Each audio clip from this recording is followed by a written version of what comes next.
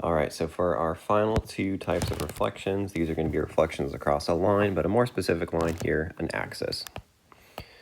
So for reflection 3, this is a reflection across the x-axis. And how we do this one is it's p xy, and what happens is our new image occurs at px comma negative y. So it's basically saying our x stays the same, we're just going to put our y coordinate on the other side of that x-axis. So when we do this, we start off on our xy coordinate plane, maybe at like 2, 1. And we're reflecting across the x-axis. So in equal and opposite direction on the other side. We're still at our same x coordinate, we just change over to our y value of -1. So we go from our original point to the reflected image. So this is x, and that is the negative y value from before. So that's a reflection across the x-axis. Very similarly, we can also reflect across the y-axis.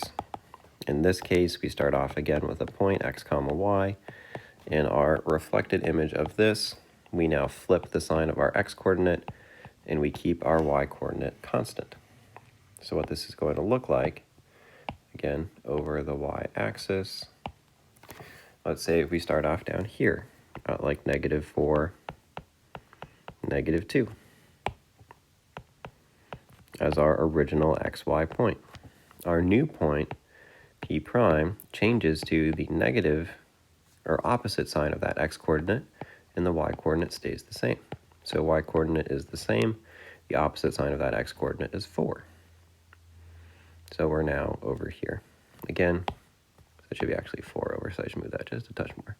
There we go, at 4, -2. So our new point is, again, same y value, flip the sign of the x value. The last thing to go over here is instead of us creating them, sometimes they may ask what happens with a reflection. So like, where did something start? How did it reflect? Basically, how did it get to the point that it's at?